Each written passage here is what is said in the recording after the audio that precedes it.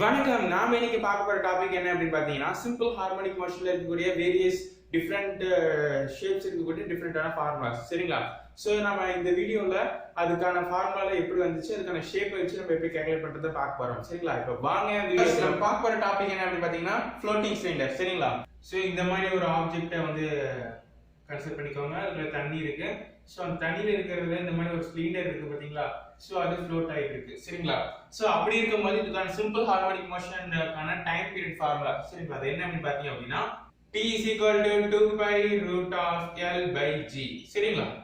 இதுல L அப்படிங்கிறது length of the cylinder, G அப்படிங்கிறது பாத்தீங்கன்னா gravity. சரிங்களா? சோ அதாவது எவ்வளவு உள்ள முங்கி இருக்கு அப்படிங்கறத நம்ம பண்ணிக்கலாம். இதுக்கான சிம்பிள் ஹார்மோனிக் மோஷனுக்கான டைம் பீரியட் கால்குலேட் பண்ணிக்கலாம். So next tube. So let us consider இந்த மாதிரி வந்து ஒரு U shaped tube இருக்கு. சரிங்களா?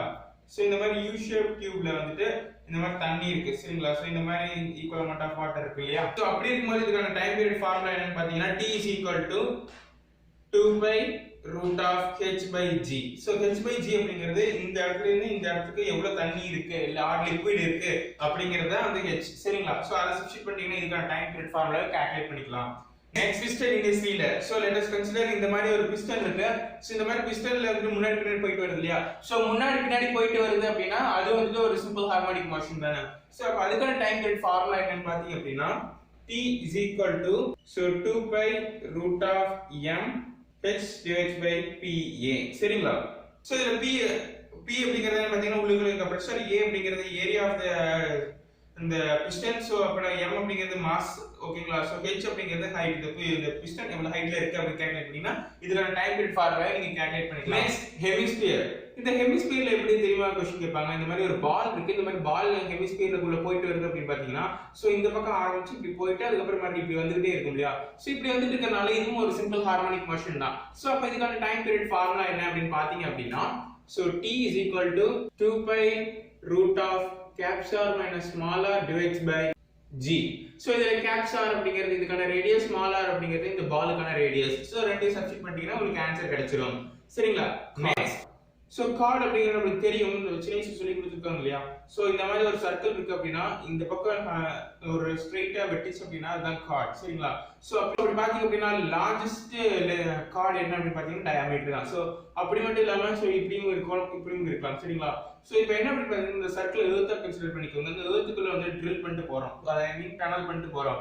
சோ அப்படி இருக்கும்போது இந்த பக்கத்துல இருந்து இந்த பக்கத்துக்கு எவ்வளவு நேரத்துக்குள்ள வருவே அப்படின்னு சொல்லி கால்குலேட் பண்றலாம். அதுவும் முடியும் இந்த simple harmonic motion time period ஃபார்முலால. சோ அப்ப அதுக்கான ஃபார்முலா என்ன பாத்தீங்கன்னா so 2 pi root of r by g. சரிங்களா? சோ r அப்படிங்கிறது ரேடியஸ். சரிங்களா? சோ அப்படி இருக்கும்போது இதுக்கான வேல்யூல சப்ஸ்டிட்யூட் பண்ணீங்க அப்படின்னு பாத்தீங்கன்னா அப்ராக்ஸிமேட்டா 84.9 மினிட்ஸ் வரும். சரிங்களா?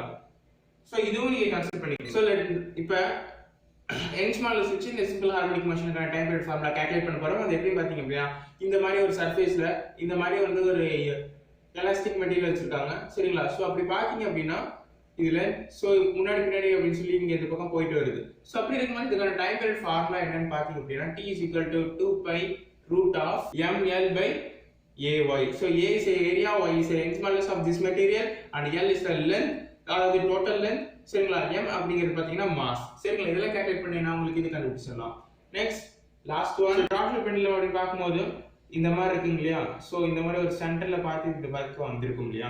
சோ அப்படி பாத்தீங்க அப்படின்னா இதுக்கான டைம் பீரியட் ஃபார்முலா என்னன்னு பாத்தீங்க அப்படின்னா t is equal to 2 pi root of l by c. சரிங்களா? l அப்படிங்கிறது length of the material, I mean இந்த length. so c அப்படிங்கிறது என்ன அப்படின்னு பாத்தீங்க அப்படின்னா so pi rho r power 4 by 2l. சரிங்களா? சோ r அப்படிங்கிறது என்ன அப்படின்னு பாத்தீங்க அப்படின்னா இதுக்கான ரேடியஸ், rho அப்படிங்கிறது வந்து இதுக்கான மாடுலஸ் ஆஃப் வெலாசிட்டி. சரிங்களா? சோ இந்த வேல்யூல சப்ஸ்டிட்யூட் பண்ணிக்கலாம். ஜாஸ்தி பண்றதுக்கும் ஒரு ஃபார்முலா அந்த டைம் பீரியட் கண்டுபிடிச்சிடலாம். சரிங்களா? சோ இதோட இந்த வீடியோ முடிஞ்சு போச்சு. இந்த வீடியோ உங்களுக்கு பிடிச்சிருக்கு, யூஸ்ஃபுல்லா இருக்கு அப்படினா லைக் பண்ணுங்க. இல்ல இதுல டவுட்ஸ் இருக்கு அப்படினா கீழ மறக்காம கமெண்ட் பண்ணுங்க. அதே மாதிரி நம்ம நாளைக்கு போர்ஷன் ஆக்சிலேஷன்ஸ் பத்தி பார்க்க போறோம். சரிங்களா? சோ அதெல்லாம் பார்க்கணும் அப்படினா மறக்காம சேனல் சப்ஸ்கிரைப் பண்ணுங்க. அப்படியே பக்கத்துல பெல் ஐகானை கிளிக் பண்ணிக்கோங்க.